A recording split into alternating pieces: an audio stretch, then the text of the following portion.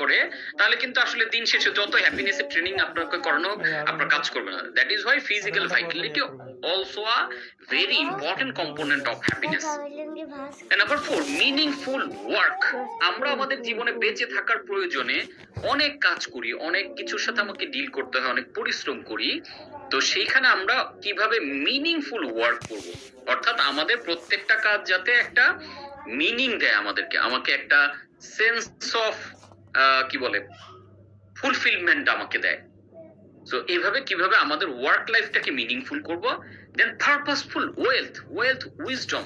আমরা শুধু টাকা ইনকাম করব না, টাকাটাকে কিভাবে পারপাসফুলি ইনকাম করা যায় এবং পারপাসফুলি এই টাকাটাকে স্পেন্ড করা যায়। আমরা তো পৃথিবীতে শুধু খেয়ে পরে বাঁচার জন্য আসি নাই। তাহলে আমরা ইনকামটা করব ঠিক আছে, আমরা ওয়েলথ অর্জন করব, সম্পদ অর্জন করব, এই সম্পদগুলোকে প্রপারলি কিভাবে ম্যানেজ করব এবং এই সম্পদগুলোকে কিভাবে আর্ন করে আমরা মানুষের ভালোর জন্য, উপকারের জন্য কিভাবে খরচ করব। দেন যেটা life long learning. As a human being, সৃষ্টির সেরা জীব হিসেবে আপনাকে আমাকে সৃষ্টি করা হয়েছে। সো হিউম্যান বিইং এর শুধু নিড এটা না, পাখির একটা জন্ম নিল, তার জন্ম বা অন্য কোনো পশু প্রাণীর জন্ম কি থাকে, জন্ম নেয়, খাওয়া দাওয়া করে মারা যায়, দ্যাটস ইট। আর এজ এ হিউম্যান আমাদের যেহেতু আমরা ইন্টেলেকচুয়াল বিইং, আমাদের ব্রেইনের একটা ক্রেভিং আছে, একটা নিড আছে, এটা লার্নিং এর একটা নিড আছে, ইন্টেলেকচুয়াল একটা নিড আছে। সো এই জন্য আমাদেরকে লাইফ লং লার্নিং এ থাকা কিভাবে সেটা আমরা করব, এটার উপরে আমরা একটা ফুল ক্লাস করব। And deeper relationship.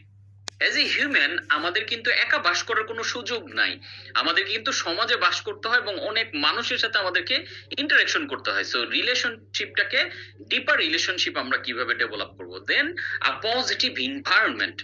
আমরা মানুষগুলো বিভিন্ন এনভায়রনমেন্ট, এই যে আমি এখানে বসে ক্লাস করাচ্ছি একটা এনভায়রনমেন্ট, আপনি বাসায় বসে করছেন একটা এনভায়রনমেন্ট, কেউ হয়তো স্টাডি টেবিলে বসে আছেন, কেউ হয়তো ডাইনিং টেবিলে বসে ক্লাস করছেন, কেউ হয়তো সোফার মধ্যে বসে লিভিং রুমে বসে, কেউ হয়তো বেডরুমে শুয়ে শুয়ে করছেন। এই যে অল আর এনভায়রনমেন্ট, আমরা কিন্তু এজ এ মানুষ একটা এনভায়রনমেন্টে বাস করি। তাহলে এই এনভায়রনমেন্ট কিন্তু আমাদের লাইফে খুবই গুরুত্বপূর্ণ একটা কম্পোনেন্ট। সো এইটাকে আমরা কিভাবে ভালো রাখবো এবং আমার আশেপাশের পরিবেশ কিভাবে আমাকে হ্যাপি রাখতে হেল্প করে, এই জিনিসটা। দেন স্পিরিচুয়াল পিস। অর্থাৎ আমরা তো এমনি এমনি সৃষ্টি হই নাই, আমাদেরকে সৃষ্টি করেছে সৃষ্টিকর্তা। তো তার সাথে একটা কানেকশন, একটা ডিভাইন কানেকশন, একটা স্পিরিচুয়াল ইন্টেলিজেন্স আমাদের মধ্যে লাগবে। তার মানে এখানে আপনি ডেফিনেশনে যেটা আমরা দেখতে পাচ্ছি, এইচআই হ্যাপিনেস ইন্টেলিজেন্স যে ব্যাপারটা, এটা হচ্ছে একটা অ্যাবিলিটি যেটাতে আমি কাল্টিভেট করব sustainable wellbeing for me and for other people also. আমি এবং আমার আশেপাশের সব মানুষের জন্য টার্নিং, আমরা দুইটা কাজ করব। একটা হলো টার্নিং পেইন ইনটু পাওয়ার, আমাদের জীবনের দুঃখ কষ্টগুলোকে আমরা পাওয়ারে পরিণত করব কিভাবে, থ্রু দ্য এম্পাওয়ার্ড মডেল আমরা আমাদের লাইফটাকে ডিজাইন করব। তাহলে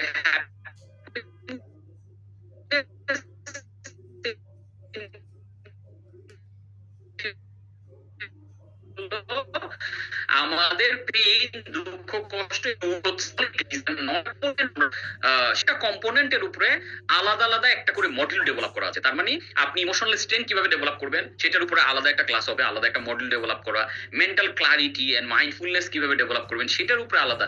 এই যে আমরা 9টা বললাম, কম্পোনেন্ট বললাম, এলিমেন্টস বললাম, এই সবগুলো এলিমেন্টস এর উপরে আমরা ইন ডিটেইল কভার করব, যাতে প্রত্যেকটা জিনিস, অর্থাৎ ফিজিক্যাল ভাইটালিটি কিভাবে অর্জন করব, কিভাবে রিলেশনশিপ আমরা তৈরি করব, কিভাবে পজিটিভ এনভায়রনমেন্ট তৈরি করব, কিভাবে হবে। সো টোটাল আমরা আজকে নাম্বার 1 মডিউল কভার করছি, আরো 9টা মডিউল আমাদের থাকবে। সো যেই মডিউলগুলো এখানে 2-3টা মডিউল একটু ছোট আছে, ওই মডিউলগুলোতে আমরা একটা ক্লাসে হয়তো 2টা মডিউল কভার করব। আর যেগুলো একটু মডিউলগুলো বড়, যেমন আজকে শুধুমাত্র ফান্ডামেন্টাল মডিউলটা নিয়ে আমরা কথা বলবো, এর বাইরে আরো 9টা মডিউল থাকবে। টোটাল 10টা মডিউল নিয়ে আমাদের এই 8 সপ্তাহের জার্নিটা। সো আই হোপ আমরা সবাই clear what is happiness intelligence.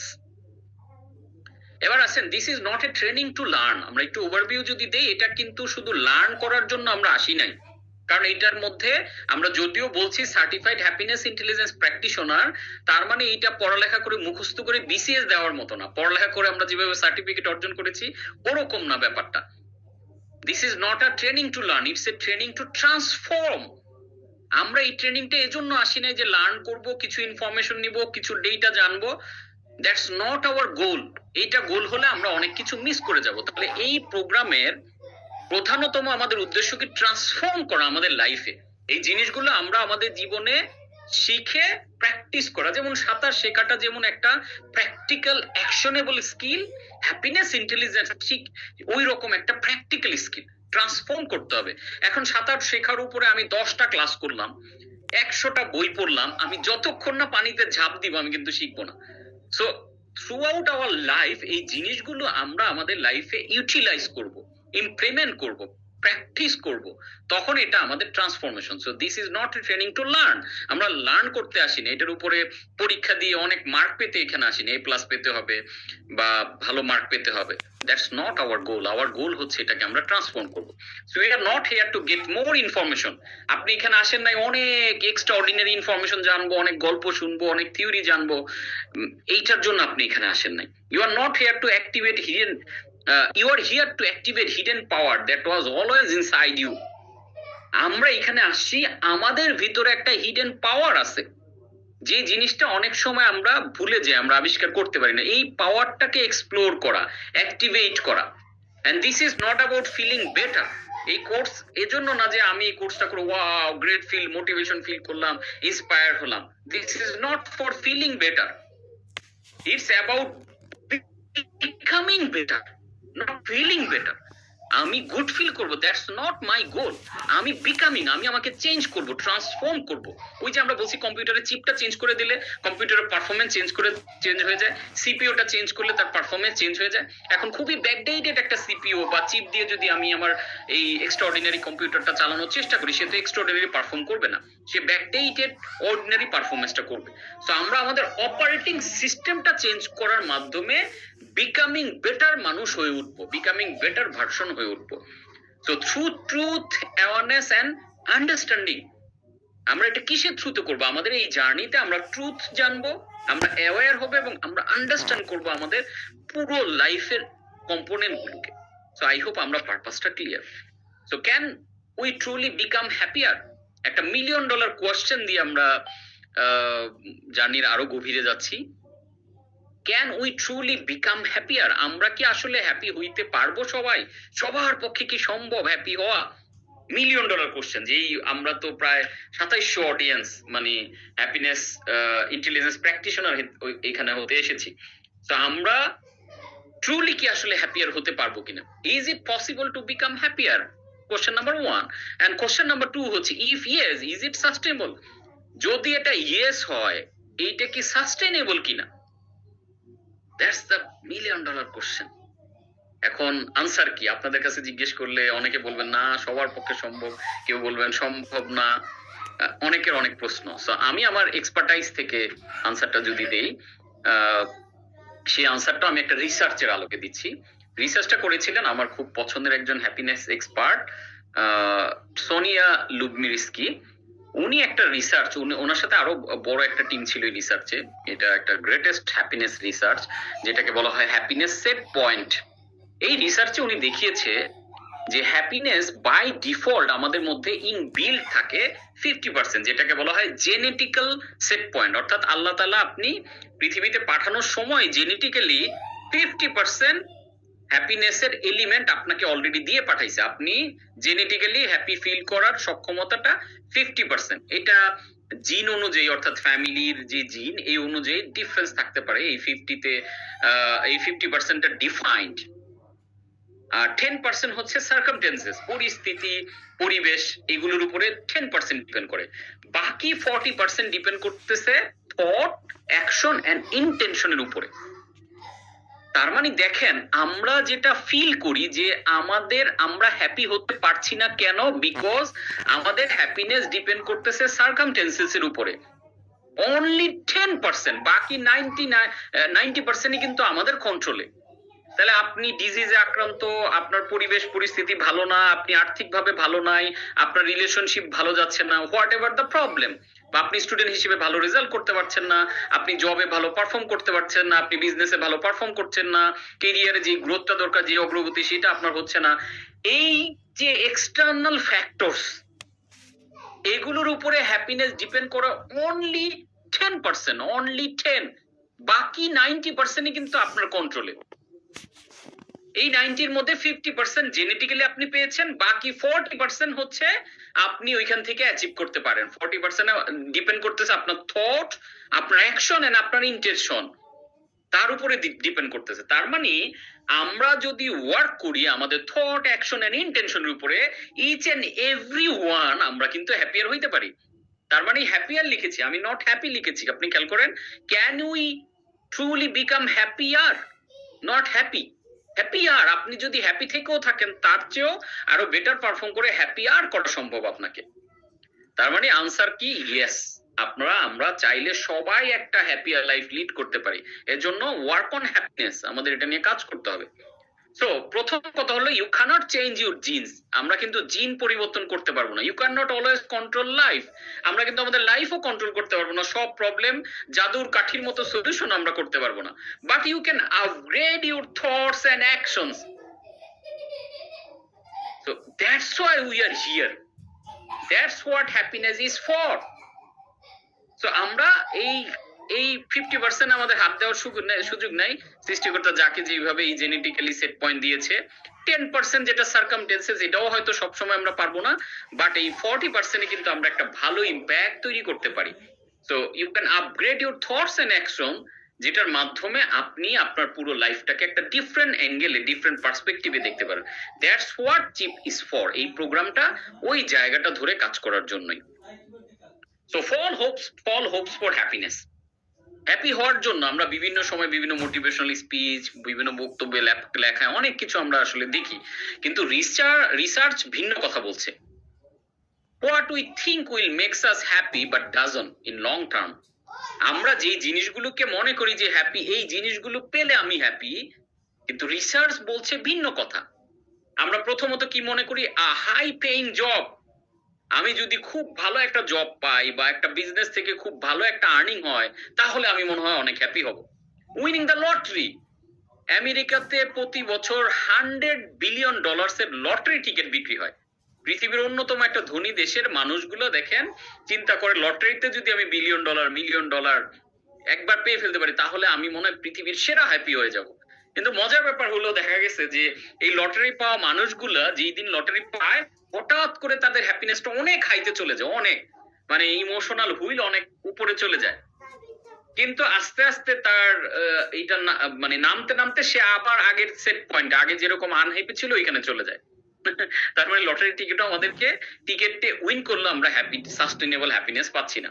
তারপরে ফ্যান্সি স্টাফ, অর্থাৎ আমার একটা ভালো গাড়ি, ভালো ডিভাইস, ভালো মোবাইল ফোন, ভালো বাড়ি, এগুলো হইলে মনে হয় আমরা হ্যাপি। তারপর পারফেক্ট গ্রেডস, আমি যদি A+ পেয়ে যাই, আমি যদি খুব ভালো মার্ক করি, আমি সকল পরীক্ষায় যদি ফার্স্ট হই, ফার্স্ট ক্লাস ফার্স্ট পাই, তাহলে মনে হয় মানুষ মনে হয় হ্যাপি হবে। নো, লং রানে এগুলো কোনো কিছু আমাদেরকে হ্যাপি করে না।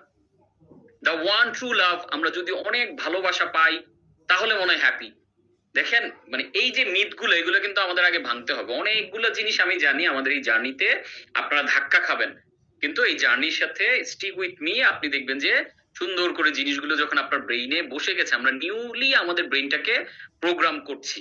আপনি আপনার মতোই থাকবেন, কিন্তু আপনার প্রোগ্রামটাকে আমি চেঞ্জ করব, অপারেটিং সিস্টেমটাকে চেঞ্জ করব, যার কারণে আপনার দুনিয়াকে দেখার পয়েন্ট অফ ভিউ, সবকিছুকে ফিল করার পয়েন্ট অফ ভিউটা চেঞ্জ হয়ে যাবে। সো তার মানে high paying job, winning the lottery, fancy stuff, perfect grades and the one true love, এই কোনো কিছুই আমাদেরকে লং টার্মে আসলে হ্যাপি করে না। এখন আমি জানি আপনাদের মাথায় ঘুরপাক খাবে যে তাহলে এগুলো কোনোটাই যদি হ্যাপি না করে, তাহলে আলটিমেটলি এগুলো সবগুলা ফলস হোপস। মনে হচ্ছে এগুলো পেলে হয়ে যাবে, কিন্তু এগুলো পেলে দেখবেন অন্য কিছু পাওয়ার চিন্তা কাজ করবে, হ্যাপি হতে পারবে না। তাহলে হ্যাপি পিপলদের আসলে ক্যারেক্টারিস্টিক্স বা নেচারটা কেমন? What happy people actually do based on decades of research. সেই রিসার্চে দেখা গেছে happy people tend to express gratitude, number 1, help others, stay present, stay active, and practice spirituality, hope good for the future. এগুলো হচ্ছে happy পিপলের characteristics, অর্থাৎ express gratitude. Happy people সব সময় কৃতজ্ঞতা প্রকাশ করে, what ever the situation is, যেরকম সিচুয়েশনই সে থাকুক, তার মধ্যে একটা গ্র্যাটিটিউড প্র্যাকটিস থাকে অলওয়েজ। এজন্য আমি সবসময় একটা কথা বলি, you can't be grateful and unhappy at the same time. আপনি গ্রেটফুলও থাকবেন আবার আনহ্যাপি থাকবেন at the same time, it is never ever possible. তাহলে whatever the situation is, you should be always grateful. যখন এটা থাকবে, ওই যে আমি বললাম, you can't be grateful and unhappy at the same time. কেন গ্রেটফুল থাকবেন খেয়াল করে দেখেন তো।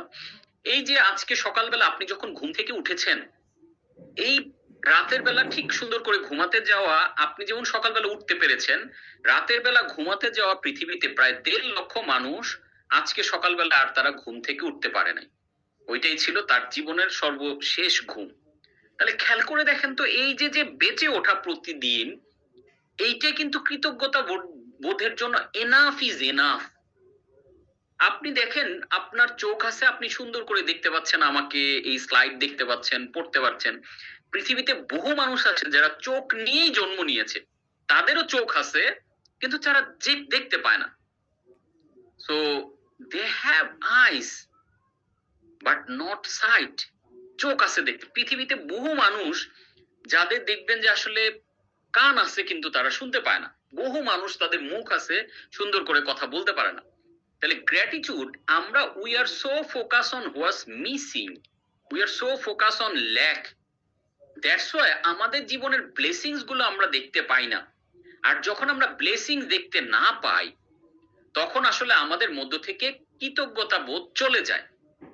এজন্য আমি যেটা বলি সেটা হচ্ছে, happiness comes from থ্যাঙ্কফুলনেস, happiness comes from gratitude, happiness comes from gratefulness. Automatically the source of happiness বলতে পারেন যে আপনি যখন থ্যাঙ্কফুল এনাফ, যে আমার যতটুকু অলরেডি আছে, কতটুকু নাই সেই দিকে যখন আপনি তাকাবেন, যতটুকু আছে সেটা আপনি অনুভবই করবেন না। তাহলে এক্সপ্রেস গ্র্যাটিটিউড, এইটা যেমন ডিভাইন কানেকশনের জন্য ইম্পর্টেন্ট সৃষ্টিকর্তার সাথে, এইটা আপনার আশেপাশের মানুষের জন্য কিন্তু আপনার খুবই সত্য এবং true fact. This is the ultimate truth, যে আমাদের জীবন ব্লেসিংস এ ভরপুর, কিন্তু আমরা ব্লেসিং দেখতে পাই না কেন? Because we are so focused on lack. আমাদের জীবনে কি নাই সেইটাতে আমরা এত বেশি ফোকাসড, যার কারণে যা আছে আমরা তা অনুভব করতে পারি না। খেয়াল করবেন, অনেকেই বলবেন যে আমি তো আর্থিক সমস্যায় আছি, সে আমি ঋণে আছি, বা আমি স্ট্রাগল করছি, আমার যে স্যালারি সেটা দিয়ে হয়তো ফ্যামিলি চলছে না। এখন এই সিচুয়েশন আমি কেমনে গ্রেটফুল থাকবো? এই সিচুয়েশন আমি কেমনে হ্যাপি থাকবো? একটা জিনিস খেয়াল করে দেখেন, এই জন্য ওই যে অনেকগুলো মানুষের একটা কথা, মানে বিশেষ করে বেশ প্রচলিত একটা কথা, যে মানি কান বাই হ্যাপিনেস। এই কথাটা একটা পোর্শন থেকে বা একটা পার্সপেক্টিভ থেকে আমার কাছে আমিও সাপোর্ট করি। সত্যি, মানি কান বাই হ্যাপিনেস। কখন জানেন? আপনার হ্যাপিনেসটা থাকতে হবে টাকা থাকার আগেই।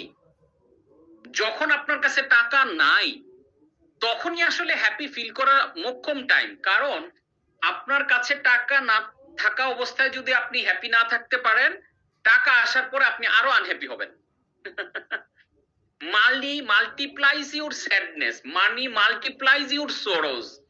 কেন? বিকজ আপনি দেখেন, টাকা অল্প থাকা অবস্থায় হ্যাপি হইতে পারতেছেন না, বেশি হইলে ভাবতেছেন হ্যাপি হবে। কিন্তু আপনি যারা অল্প টাকা থাকা অবস্থায় হ্যাপি থাকে, তারা বেশি হলে আরো বেশি হ্যাপি হয়। এটা খুবই পাওয়ারফুল একটা লেসন, আপনি খেয়াল করবেন। তার মানে আপনার নাই থাকা অবস্থায় আপনাকে হ্যাপি থাকতে হবে, তখন যখন থাকবে জিনিসটা, তখন আপনি আরো হ্যাপিয়ার হবেন। খেয়াল করে দেখেন। সো দ্যাটস দ্য ম্যাটার, যে আপনি কোন সিচুয়েশনে আছেন। অনেক খারাপ আছেন, তাই না? B thankful.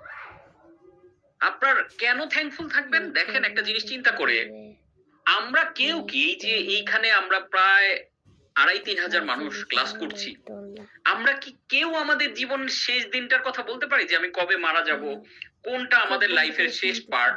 ধরেন আপনি একটা সিনেমা দেখতেছেন, আপনি যদি লাইফটাকে একটা সিনেমার মতো চিন্তা করেন, এখন একটা সিনেমা পরিচালক কিন্তু জানে যে সিনেমার শুরু থেকে শেষ পর্যন্ত সে স্টার্টিং জানে, সে মিডল জানে এবং সে শেষটা জানে।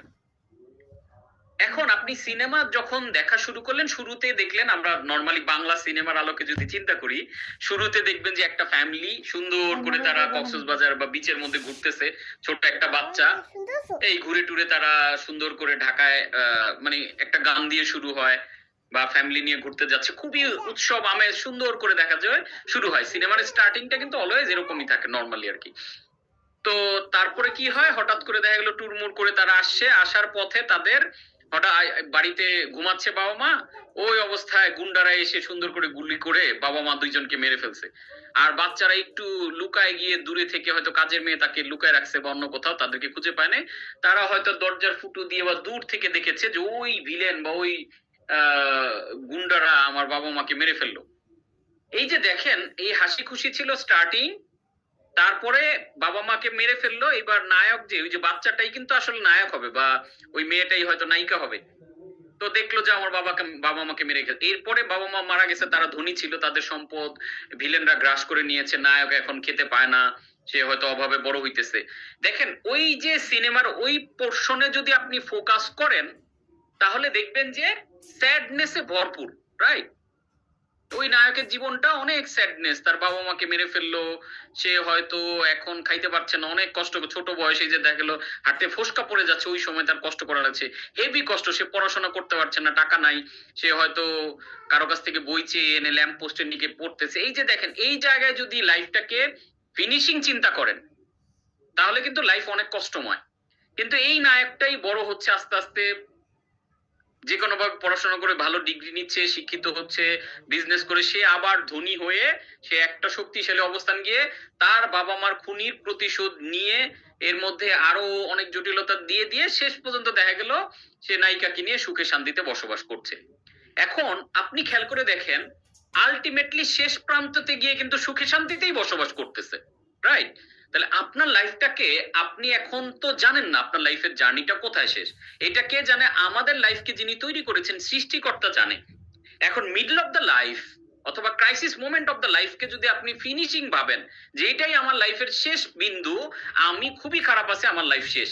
আমি আমার জার্নি থেকে যদি বলি, যখন আমি 13 বছর ট্র্যাজিক একটা লাইফ, একটার পর একটা বিজনেসে লস করছি, আমার মামলা হচ্ছে, বিভিন্ন ভাবে ক্ষতিগ্রস্ত, আমি খুবই চ্যালেঞ্জিং সিচুয়েশন, ইভেন মাঝে মাঝে সুইসাইডাল থট আসতেছে, মনে হচ্ছে স্টেপ নিয়ে নেই, খুবই একটা কঠিন সিচুয়েশন। আপনি খেয়াল করে দেখেন ওই সময়তে, এইটা 2000 ধরেন 15, 16 বা 17, 12 থেকে আমার এই যে ক্রাইসিস, এই সময়গুলোতে আমি যদি সুইসাইডটা করে ফেলি, মানে লাইফের এন্ডিংটা যদি টেনে ফেলি, তাহলে আমার লাইফটা তো আসলে আলটিমেট ট্র্যাজেডি। কিন্তু দেখেন ওই 13 বছরের প্রত্যেকটা মোমেন্ট কিন্তু আমার জন্য কষ্টকর ছিল, সত্যি কথা এটা।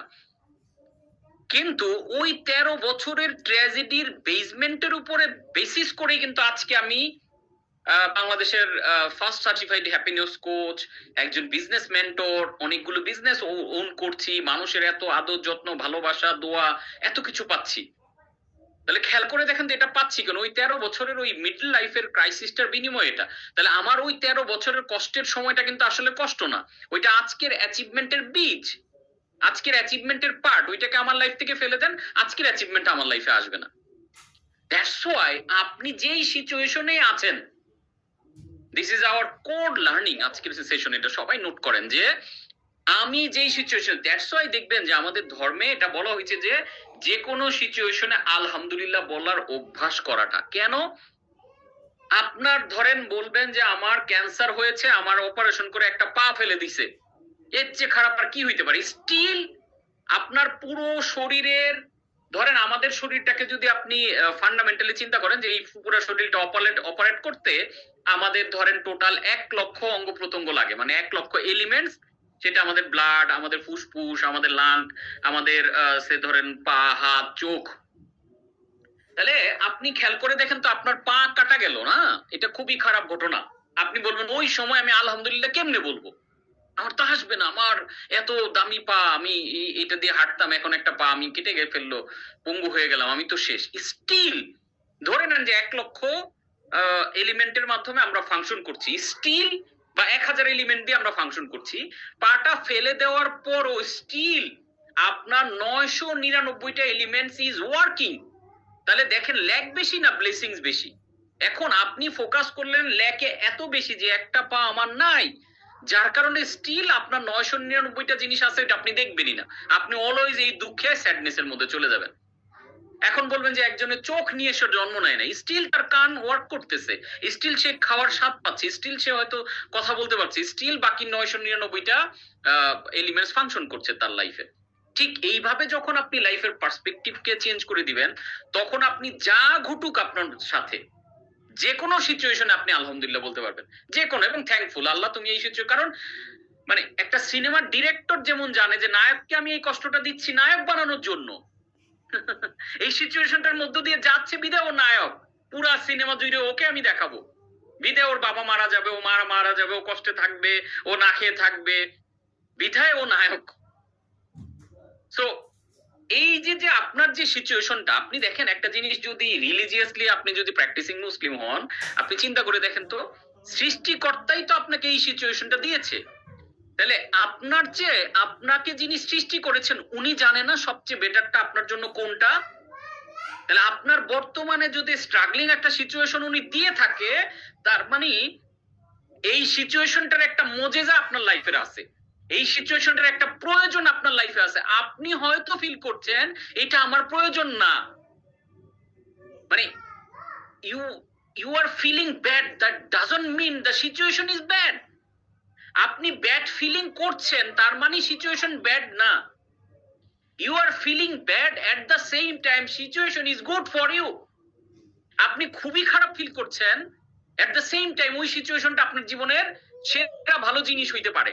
যেমন আমি 13 বছর অনেক ব্যাড ফিলিং এর মধ্যে ছিলাম, স্টিল আমার একটা আস্থা ছিল, বিশ্বাস ছিল যে একটা পর্যায়ে আমি একটা ভালো জায়গায়, দ্যাটস ওয়াই আমি বিজনেসেই ছিলাম, আমি চাকরিতে যাই নাই বা অন্য কোনো দিকে চলে যাই না। আমি ছিলাম যে যেখানে আচারকে আমি পড়ছি, ব্যবসা করে লস করছি, আমি ব্যবসা থেকে ঘুরে দাঁড়াবো। এই যে এখন খেয়াল করে দেখেন তো, ওই সিচুয়েশনে যেটা আমার কাছে ব্যাড ফিলিং দিচ্ছিল ওইটা আজকে আমাকে গুড ফিলিং দিচ্ছে। আপনি দেখেন যখন জন্মালেন, একটা বাচ্চা যখন জন্ম নেয় সে চিৎকার করে কান্না করে, খেয়াল করে দেখেন চিৎকার করে কান্না করে, কারণ এই পৃথিবী আমি চাই না, এই আলো বাতাস এই কোনো কিছুর সাথে সে ইউজ টু না, তার কারণ ওইটা তার bad situation. Still at the same time this is good situation, because সৃষ্টিকর্তার পার্সপেক্টিভ থেকে ওইটাই তার ওয়ে, নাহলে তো পৃথিবীর মজা, এই যে মানে সেরা জীব হওয়ার আনন্দ সে তো কিছুই উপভোগ করতে পারতো না। তার মানে আমি জানি না আপনারা রিলেট করতে পারছেন না যে কি পাওয়ারফুল একটা লেসন। এই লেসনটাকে নিতে পারলে আমাদের মুহূর্তের মধ্যে আপনি অলওয়েজ থ্যাঙ্কফুল থাকবেন সবার প্রতি। আপনি দেখেন উইদাউট এনি ইনভেস্টমেন্ট, মানে কি আশ্চর্য না ঘটনাটা।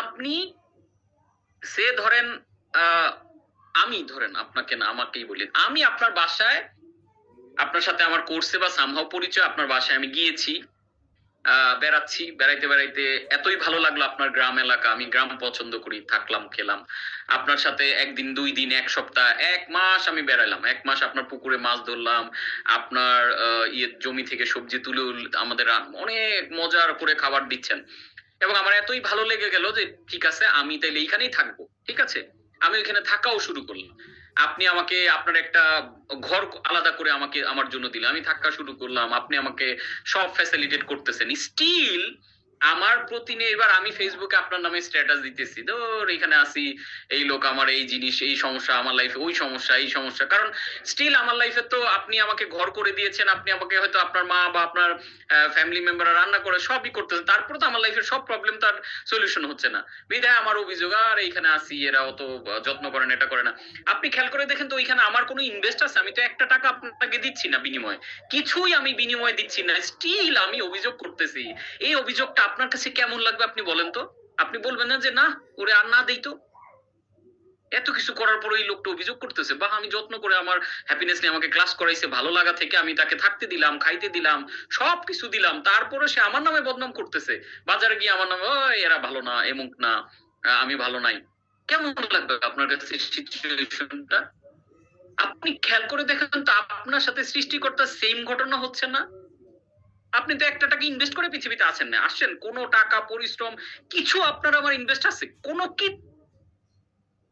আলো বাতাস ফল ফ্রুট খাইতেছি, বাবা মায়ের আদর, বন্ধু বান্ধব, ক্লাস করতেছি, সব কিছু আমরা এক্সপ্লোর করতেছি, সব টেস্ট আমরা নিতেছি, স্টিল যে আমাদেরকে ফ্রি অফ কস্ট এগুলো সব কিছু দিতেছে, তার প্রতি আমরা গ্রেটফুল থ্যাঙ্কফুল না ফিল করে সারাক্ষণ তার দরবারে অভিযোগ, তুমি আমাকে